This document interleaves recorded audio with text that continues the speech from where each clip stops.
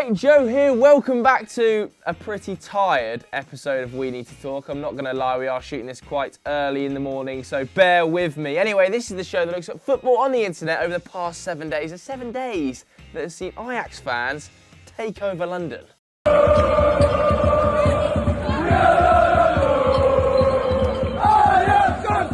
Anthony Martial working really hard in his pre-match warm-up.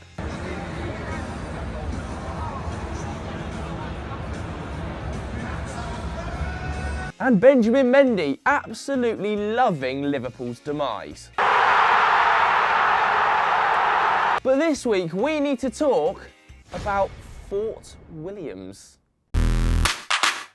Now we're coming to the end of the football season, aren't we? And I wanted to hunt down, for We Need to Talk, the worst team in the world. Now they have to be of a certain standard. They can't just be some Sunday League rubbish, you know. I'm thinking here off the top of my head, the likes of Huddersfield, you know, 14 points, really struggling. Schalke, you know, Man United, quite frankly.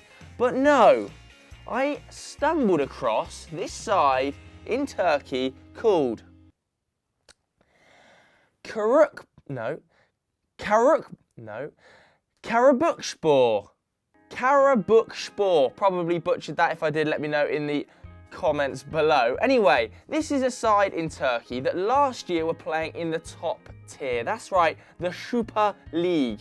Why did I say that like Sean Connery? They were playing in the Super League last year, you know, the likes of Fenerbahce, Galatasaray, and they did sadly get relegated. So they are now playing their football in the second tier of Turkish football. This season, they're bottom.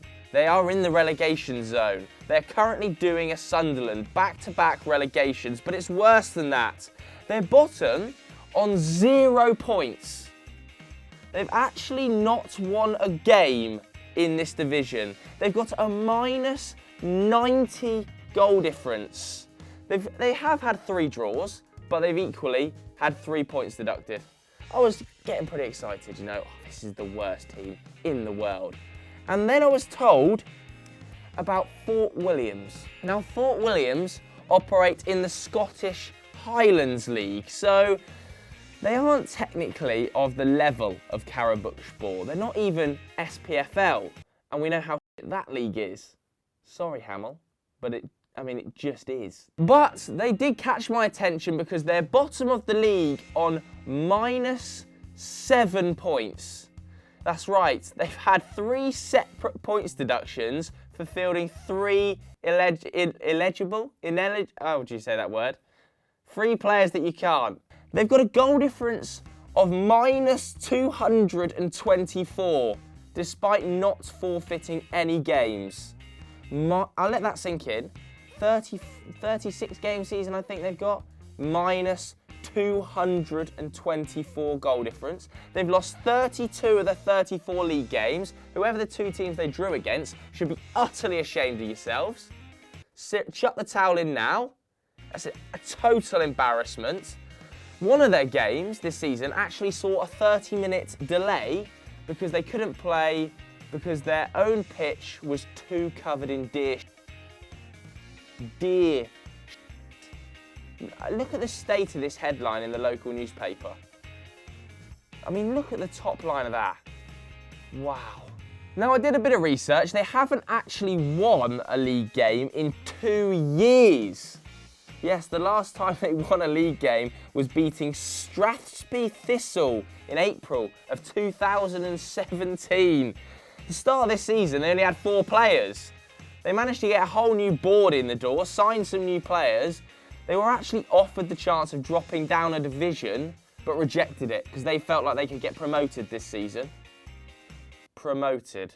I think I can officially say, you can probably agree with me, this is the worst team of the 2018-19 season, categorically. I don't care about your Sunday League team. I don't care about FDFC's 7-a-side team, which has just fallen off a cliff. Less said about that, the better. Did anybody see Zach Gillard pushing that bloke midweek? That's not going in. Shocking. Shocking scenes.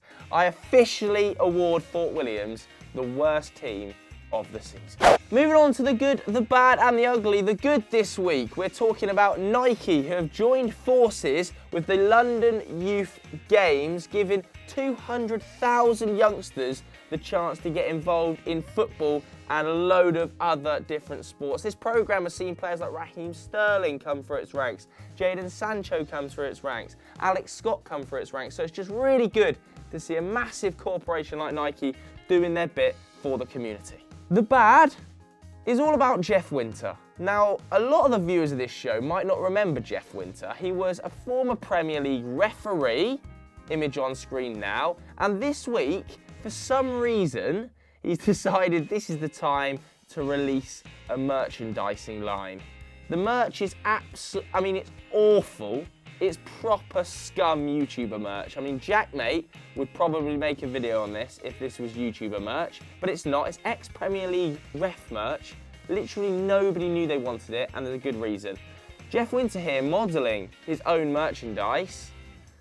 Jeff, mate, crop in. We can see your fat ass in the mirror. Why are you taking the photo in the merch with no pants or trousers on? I mean, worrying me. Who even took the photo?